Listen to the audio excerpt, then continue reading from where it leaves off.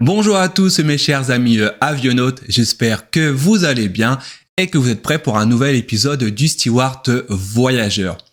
Aujourd'hui, on continue dans le thème des recrutements car en 2002, il y a beaucoup de recrutements à pourvoir, à attendre et pour le coup, je vais vous proposer de nous pencher sur les tests psychotechniques. J'espère que ce sujet vous intéresse. De toute façon, j'en ai pas d'autres.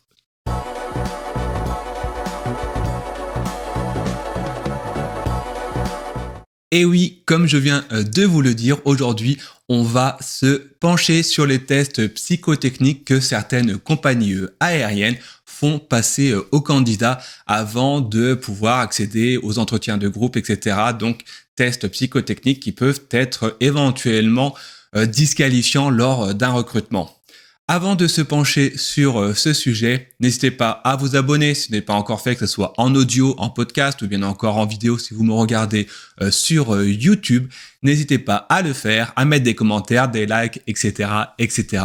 Par avance, je vous en remercie. Alors, pour vous expliquer un peu comment je vais faire la vidéo d'aujourd'hui, il y aura grosso modo 3 grosses parties. La première partie où je vais en fait vous expliquer à quoi servent les tests psychotechniques. En deuxième partie, je vais vous proposer quelques exemples de tests que vous pouvez potentiellement attendre du moins le jour d'un recrutement. Et enfin, dans la troisième partie, on va passer entre guillemets à la correction des tests que je vais vous proposer. Alors, il y en a 6 exemples pour le coup, si je ne me trompe pas. Et je vous donnerai par la même occasion les réponses et des explications sur comment s'entraîner et comment faire pour comprendre facilement un test psychotechnique. Maintenant que le sommaire est fait, première partie, je vous explique à quoi servent les tests psychotechniques. Eh bien, c'est tout simple, ça sert à vérifier qu'un candidat a les compétences voulues pour le poste qu'il postule. Alors aujourd'hui, de mémoire, il n'y a quasiment que Air France aujourd'hui qui propose encore de passer des tests psychotechniques, donc qui sont potentiellement éliminatoires. Si vous ne réussissez pas le nombre nécessaire, etc., c'est éliminatoire. Il faut savoir que le test psychotechnique ne sert pas forcément à juger du quotient intellectuel d'un candidat. Et en plus, autant vous dire que à l'heure actuelle, les tests psycho, c'est de plus en plus controversé parce qu'en fait, quelqu'un qui sait trouver une carte manquante ou faire une rotation mentale sur une figure, ce n'est pas forcément ce qu'il y a de plus probant. Donc, beaucoup de gens, beaucoup de recruteurs commencent à oublier cette manière de procéder. Moi, personnellement, je trouve que c'est pas forcément plus mal. Néanmoins, si vous savez par avance que vous allez devoir affronter ce genre de test, ça se prépare, ce n'est pas franchement compliqué. Pour ma part, je vous montre, à l'époque, quand j'avais passé les recrutements Air France, j'avais utilisé ce bouquin.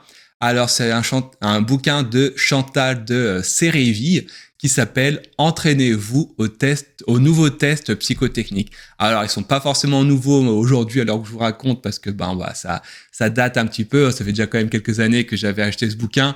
À l'époque, ça valait 5 €. À mon avis, aujourd'hui, ça doit valoir à peu près la même chose. Je vous mets le lien vers ce bouquin, donc c'est un lien Amazon affilié si jamais ça vous intéresse, dans les commentaires, dans les notes de l'émission, dans les commentaires si ça vous intéresse de l'acheter. Donc je mettrai ça sur Amazon, ce qu'on trouve normalement assez facilement. Ou si au pire je trouve pas un lien Amazon, je vous mettrai de nouveau les références exactes pour que vous puissiez le retrouver facilement. Voilà, comme je vous l'ai dit, le but, vérifier que vous êtes un candidat idéal. Évaluez votre psychologie, voir dans quelle catégorie vous vous trouvez des personnes en fonction des résultats que vous obtenez. Et tout ça pour déjà écrémer les recrutements. Néanmoins, comme je vous l'ai dit, ça se prépare.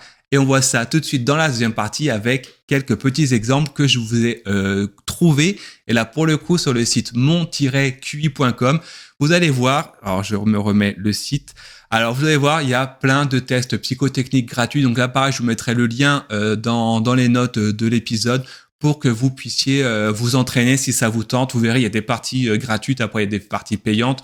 Rien que les gratuites, franchement, ça vous donne déjà une bonne idée. Je me suis amusé à prendre quelques exemples dans ce site afin de vous les proposer aujourd'hui. Alors, vous allez voir sur le site, vous allez trouver des exercices type les fameux dominos, les jeux de cartes, les rotations, les symétries, etc.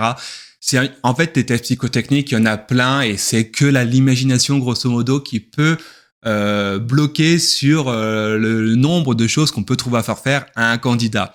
Là, je vais vous en donner quelques exemples. C'est un peu les principaux que l'on peut s'attendre lors d'un recrutement de PNC.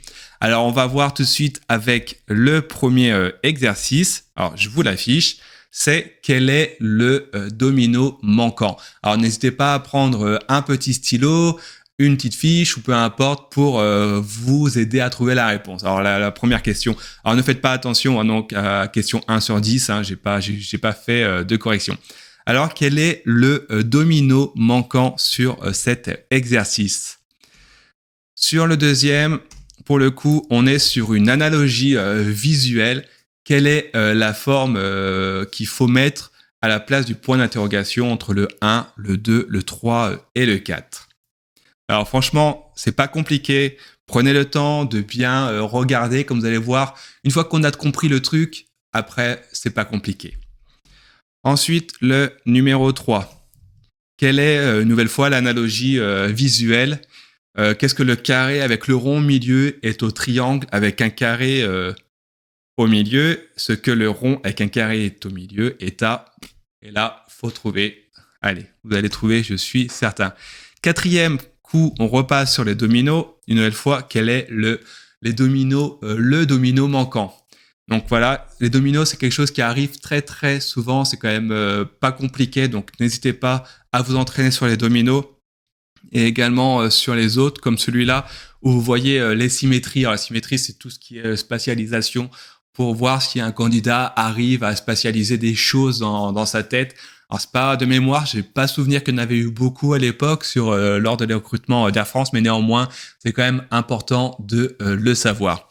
Donc là, si on fait une symétrie sur l'axe vertical, quelle figure en est le résultat? Donc vous avez la figure initiale tout à gauche et vous voyez 1, 2, 3, 4 et 5, de laquelle il s'agit donc rotation verticale. Au passage, je suis désolé pour ceux qui m'écoutent en audio, c'est pas forcément très audiophone comme épisode, forcément ça reste plus visuel.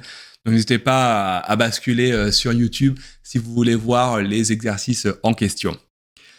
De nouveau, on arrive sur un nouveau type d'exercice, c'est ce qu'on appelle les cartes. Les cartes, c'est un type d'exercice qui est également extrêmement fréquent. Donc les cartes, comme vous voyez, là pour le coup, on a 5, 7, 9, As, 3. Et voilà, il faut trouver ce que c'est. Donc les cartes, il faut bien penser aux couleurs, il faut bien penser aux nombres, etc. C'est extrêmement important. Et enfin, la toute dernière exercice pour cet épisode. Une nouvelle fois, je vous ai mis des cartes. Et là, j'ai changé par rapport à l'autre parce que vous voyez, il y a des couleurs. Alors qu'avant, on n'avait que du carreau. Là, on voit qu'on a deux couleurs sur cet exercice. Et ça a une influence sur le résultat. Maintenant que je vous ai montré les exercices, on va passer à la troisième partie de cet épisode où je vais vous donner les réponses et mes conseils sur comment cheminer mentalement vers la réponse. Quelles sont mes astuces par rapport à la réussite des exercices psychotechniques. Alors le premier, on va remettre la réponse. Alors le premier, comme je vous l'ai marqué, on rajoute 1 à chaque fois. Donc le domino qui manque, il a le 1 en haut et le 4 en bas. Tout simplement parce que si on prend le domino en partant de en haut à gauche, on passe de nul. Donc sachant que le nul, ça correspond au 0. Donc ça, c'est première astuce dans l'exercice des dominos. C'est 0, 1, 2, 3, 4, 5, 6. Et après le 6, ce n'est pas 7, il n'y a pas de 7 dans les dominos, mais on revient à 0, et le 0, c'est le blanc, et ça compte dans l'exercice des dominos, c'est extrêmement important. Donc là, grosso modo, en haut, ça fait 0, 1, 2, 3, et en bas, ça fait 3, 4, 5. Donc du coup, en haut, donc on est au 6, on commence au 6, comme je viens de vous le dire. Après le 6, on revient à 0, donc là, on est au blanc. Donc, on rajoute une nouvelle fois 1 et on est à 1. Et ça correspond également avec celui du bas où on a 2, 3, et en toute logique, le 4. Et oui. Donc, vous voyez, c'est quelque chose d'extrêmement simple. Alors là, je ne vous ai pas mis, normalement, vous avez souvent des propositions supplémentaires, genre 1, 2, 3, 4, laquelle est la bonne. Là, si vous arrivez à trouver le domino sans devoir avoir un 3, 4, 5, enfin avoir plusieurs exemples en réponse, c'est pas mal. C'est-à-dire que vous avez quand même compris la logique. Et si jamais on vous donne des réponses, et que vous n'êtes pas certain, essayez de faire par élimination, par défaut. Ensuite, le deuxième exercice, qu'est-ce qui manque quel est le symbole qu'il fallait mettre. Alors en fait, les lignes, donc la deuxième, là on voyait l'octogone et ensuite on voyait une croix à peu près, genre une étoile. Donc en fait, les lignes correspondent aux diagonales de la première figure. Alors voilà, donc la numéro 2, ce n'est pas possible car les lignes ne correspondent pas aux diagonales. Donc en fait, comme je vous l'ai marqué, je l'ai mis en noir pour que vous arriviez à visualiser. En fait, on a tracé les diagonales et quand on a un carré, si on trace les diagonales, on a alors une petite croix et donc c'est la numéro 1. La numéro 2, c'est pas possible parce que c'est pas une diagonale. La numéro 3, pareil. Et la numéro 4, ça aurait été seulement valable si ça a été un rectangle. Et là, pour le coup, c'est un carré, donc ce n'est pas possible. Le triangle, la figure est trop écrasée. Enfin, on passe à la troisième réponse. La troisième réponse, là, c'est pareil, c'est l'analogie. Alors, l'analogie, c'est un peu pour moi, peut-être le plus compliqué à trouver. Parce qu'en fait, là, pour le coup, donc la réponse, c'est le 2. Et en fait, tout simplement, ce qu'on se rend compte que dans l'exemple donné, c'est un peu une genre de charade. Il faut voir ça comme une charade. On voit le rond qui se transforme en carré. Et ouais, c'est ça. Et le carré qui devient un triangle. Alors en fait, il faut prendre cette idée de base et la transposer sur la deuxième figure pour savoir qu'est-ce qu'elle devient ensuite. Donc forcément, le rond, il se retransforme en carré parce que là, le rond initialement était petit, maintenant il est grand. Et enfin, le carré se transforme en triangle, comme on peut le voir sur les premières figures. En fait, vous voyez, il n'y a que 4 figures en soi, même pas, il n'y en a que 2 ou 3. Donc c'est extrêmement simple, il faut vraiment trouver, c'est comme une charade où il faut réussir à se prendre, voilà, ça se correspond à ça, etc., etc. C'est extrêmement simple, il faut vraiment avoir la logique, c'est vraiment que ça finalement, les questions de tests psychotechniques, c'est de réussir à trouver le cheminement. On retombe une nouvelle fois sur un exercice de domino. Alors là, il y a 2 possibilités de voir la réponse. Alors la réponse, c'est 0, nul sur la figure du dessus, et le chiffre 4 pour le domino, le chiffre du bas.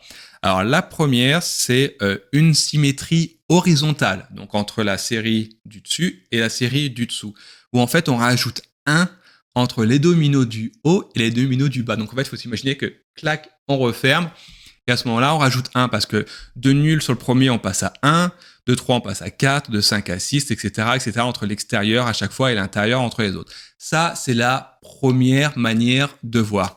La deuxième, c'est tout simplement parce qu'on fait moins 2 de gauche à droite. Et oui, donc en fait, on passe de nul, moins 2, donc nul. N'oubliez pas, ça c'est ultra important. Pour les dominos, je radote, mais c'est ultra important. On passe de nul à 6, à 5. Voilà, donc après on fait moins 2, ça fait 3, moins 2, ça fait 1. Ensuite 3, moins 2, ça fait 1, moins 2, ça fait donc 1, nul, et 6, et ainsi de suite. Donc après, voilà, vous trouverez du coup la réponse dans cet exercice. Donc comme le dit, des fois, il y a 2 possibilités de voir la chose. Le résultat est le même, le tout est de réussir à faire un cheminement mental vers cette réponse. Le suivant, c'est l'exercice avec la symétrie. Donc la réponse, c'est la numéro 2. Donc symétrie verticale, on ne se trompe pas entre verticale et horizontale. C'est comme en mathématiques entre les abscisses et les ordonnées, on ne se trompe pas dans ce genre. Là, malheureusement, à part mentalement réussir à faire une symétrie, mentalement, c'est la seule chose à faire. Si on vous donne l'exercice en papier, essayez de tourner la page, la feuille, pour se rendre compte ce que ça peut donner. Voilà, là, il n'y a pas grand-chose à trouver. C'est vraiment ça, la 2, c'est vraiment mentalement qu'il faut réussir à faire la démarche. Réponse suivante. On arrive sur type carte de nouveau. Alors, on rajoute tout simplement le 2. On rajoute un plus 2 à chaque fois par rapport à la carte précédente. Donc là, pour cet exercice, comme vous pouvez le voir, il y a des choses à noter par rapport aux exercices de cartes. C'est la couleur. Est-ce que c'est un cœur? Est-ce que c'est un carreau? Est-ce qu'il y a un changement dans les couleurs? Enfin, dans le type de couleur dans les rouges. Dans les noirs également, il faut noter qu'il y a le pic et le trèfle. Et là, pour le coup, dans cet exercice, par exemple, on se rend compte qu'on a toujours du carreau. Donc, déjà, d'entrée de jeu, on ne va pas changer la forme, on va pas prendre un as, on va pas prendre un pic ou un trèfle ou un cœur. On reste sur du carreau. Et ensuite, bon, voilà, pour le coup, c'est assez logique. On voit qu'il y a un changement on ajoute plus 2 à chaque fois. Donc, on fait 5, 7, 9 pour la série du dessus. Et forcément, toute logique, la série du dessous, on fait 1 de carreau, 3 de carreau. Et là, forcément, on est censé tomber sur un 5 de carreau et pas autre chose. Donc, comme je vous l'ai dit, comme je marque dans le commentaire de la réponse, on ne change pas de couleur si vous ne voyez pas de changement de couleur dans l'exercice. Ça, on en reparlera juste après dans la toute dernière réponse que je vais vous donner. Et la toute dernière, donc là, on arrive sur la carte manquante une nouvelle fois. Donc là, pour le coup, comme vous pouvez le constater, comme je l'ai dit avant, on regarde de nouveau en premier les couleurs. Les couleurs, on voit qu'il y a une alternance des couleurs. Et qu'à chaque fois, pour le coup, par exemple, on alterne entre pic, cœur, etc. On fait pas cœur, trèfle, etc. On garde oui, pic, cœur, ouais, je m'embrouille. Voilà, c'est ça. Donc, on alterne entre le pic et le cœur, et ça, on le fait de manière diagonale. Donc, déjà, premier élément de réponse, vous pourrez noter que sur la carte manquante, si on prend en analogie, donc en similitude, les cartes noires de pique, on se rend compte qu'on ne change pas de couleur, et on ne change pas de forme. Donc, en toute logique, première réponse, la carte manquante sera donc rouge, même couleur, et sera cœur parce qu'on garde la même forme. Donc, vous voyez, il faut vraiment bien regarder ce qui se passe avant. Ensuite, on repart de nouveau sur la série complète, donc qui est la série noire, et on voit qu'on fait 5, 6, 7. Et donc, on fait plus 1 à chaque fois. Donc, on voit le sens de lecture qui est en diagonale. Et du coup, en toute logique, on a 7 de cœur, 8 de cœur. Donc, je vous l'ai dit, on est sur du cœur. Et comme on a vu précédemment qu'on rajoutait plus 1 en diagonale, cela nous donne alors le 9 de cœur, tout simplement. C'est la dernière réponse des questions que je vous avais posées préalablement dans la partie 2 de cet épisode. Il faut savoir que les entretiens psychotechniques, les tests psychotechniques, il y en a à l'appel le type de test. Là, je vous ai montré les plus courants, tout ce qui est rotation, tout ce qui est les cartes, les dominos, etc., etc. Mais dans les tests, vous avez également des cases à noircir, vous avez des matrices, vous avez des séries de lettres, des séries de nombres, de chiffres, etc. Il y en a plein. Après, forcément, le type d'exercice sur lequel vous allez tomber peut varier. On peut pas tout couvrir. Forcément, le principal, c'est de comprendre la logique qu'il y a derrière. C'est pour ça que je vous recommande soit mon-qi.com, je vous mettrai de nouveau le lien, soit le petit bouquin. Moi, je l'avais trouvé super bien. En plus, voilà, c'est accessible, 5 €. À la limite, allez sur Vinted et cherchez test psychotechnique. Je pense que vous pouvez en trouver encore pour moins cher. Et la deuxième chose à savoir concernant les tests psychotechniques, c'est que, grosso modo, il est quasiment impossible, je répète, impossible d'arriver au bout de l'exercice, au bout du questionnaire. C'est quasiment impossible parce que des fois, on va vous en mettre une centaine à faire peut-être en une demi-heure. J'ai une bêtise, mais c'est quelque chose dans ce style-là. Et en fait, l'objectif derrière tout ça, ce n'est pas que vous arriviez à tous les faire, parce que si vous arrivez à tous les faire, alors soit vous êtes un génie, parce que dans ce cas-là, pour le coup, il faut avoir tout juste, ou alors vous allez avoir fait plein d'erreurs, plein de fautes, et vous allez vous faire recaler. Grosso modo, ce qu'il faut retenir avec les tests psychotechniques, c'est qu'il faut en faire moins, mais juste. Vaut mieux en faire une vingtaine, une trentaine en ayant tout juste que vouloir de faire les 100 réponses et en avoir le 3/4 de faux. au niveau du recrutement, au niveau du test, du résultat final du moins que vous alliez avoir à la fin, ça sera moins probant que quelqu'un qui en a répondu moins, mais qui aura eu au final un meilleur ratio entre bonnes réponses et mauvaises réponses.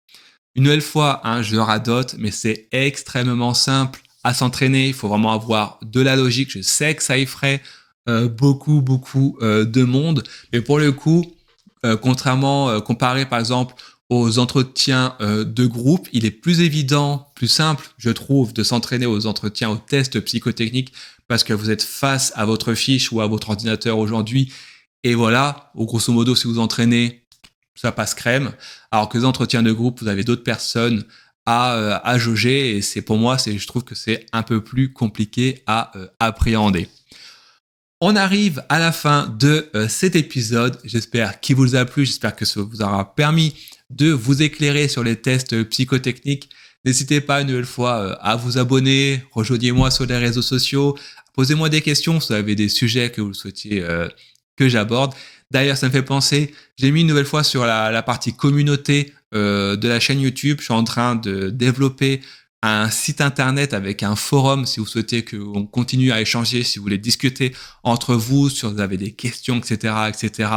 Si ça vous tente que je développe un site internet, il y a des fonctionnalités que vous aimeriez voir, n'hésitez pas également à me le dire en commentaire ou aller sur la page communauté de la chaîne YouTube pour me donner des axes de développement afin que cela vous soit utile. En attendant, je vous souhaite une excellente journée et je vous dis à très bientôt.